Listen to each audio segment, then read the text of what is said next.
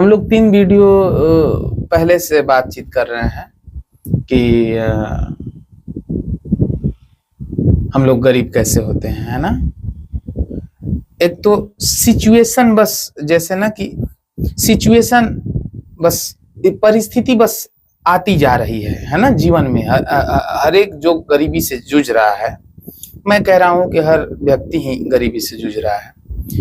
होता क्या है ना कि सिचुएशन ही नहीं खत्म हो रहे हैं, परिस्थिति ही नहीं जा रही है ना। आप बीमार हो, है ना, एक परिस्थिति है। आप भगवान से, इससे उससे सबसे दुआ कर रहे हो कि अगर मैं ठीक हो जाता ना, बस इसके आगे मुझे कुछ नहीं चाहिए। जब आप ठीक हो जाते हो तो आपको फिर शरीर में जान आ जाती है। शरीर में जब जान आ जाती है तो आप लड़की के पीछे भागने लगते हो। लड़की के जब पीछे भागने लगते हो तो फिर मनाने लगते हो, हे प्रभु जी, बस ये लड़की किसी तरह से मिल जाए। अच्छा, वो लड़की भी मिल जाए। अब वो लड़की बोल रही है कि अब शादी के बिना आप टच नहीं करने देंगे। हे प्रभु जी, बस शादी कैसे भी हो जाए क्योंकि टच करना है। अच्छा, अब जब शादी में सफल हो गए, अब देखिए सफल हर बार हो रहे हैं आप, लेकिन आपके पास परिस्थिति आती जा रही है, खत्म होने की नाम ही नहीं ले रही है। आप मेरे बातों से समझिएगा, है ना।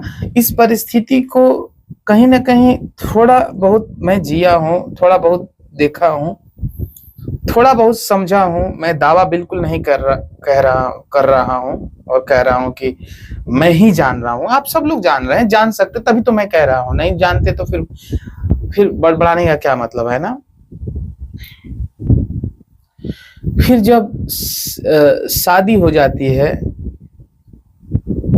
इसके बाद अब सब कुछ, अब संभोग वगैरह खूब कर लिए 2-4 साल। अब हे प्रभु, अब बच्चे पैदा हो जाते किसी तरह से, इसके बाद जो होना होता। अच्छा, अब बच्चे भी पैदा हो गए। अब बच्चे पैदा हो गए, अब बच्चा फिर बीमार हुआ, फिर वो अच्छा हुआ, फिर उसके भी शरीर में जान आए और फिर वो लड़की के पीछे दौड़ा और फिर सेम प्रोसेस वही किया। ये परिस्थिति कंटिन्यू है, ये टूट ही नहीं रहा है ना।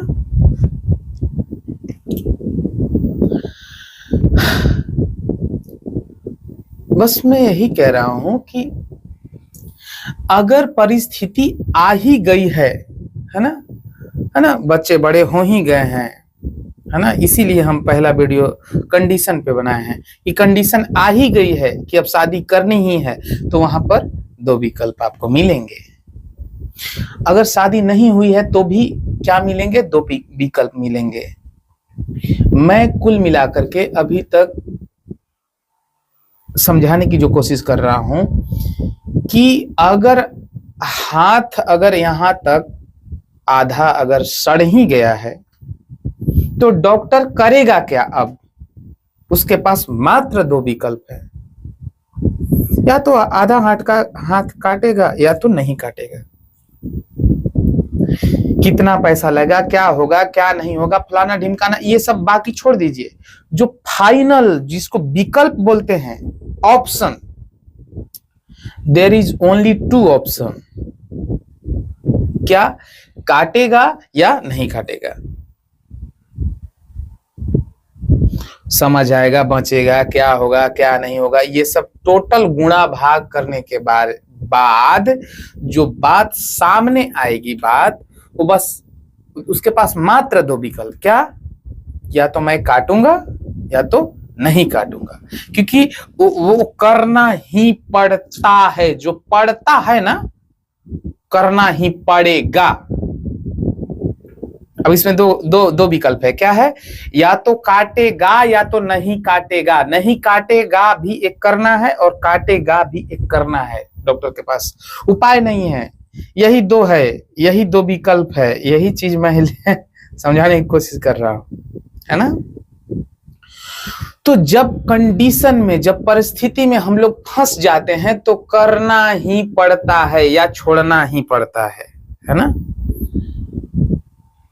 हम चाह रहे हैं और हम सब लोग मिलकर इस चीज को समझने की कोशिश करेंगे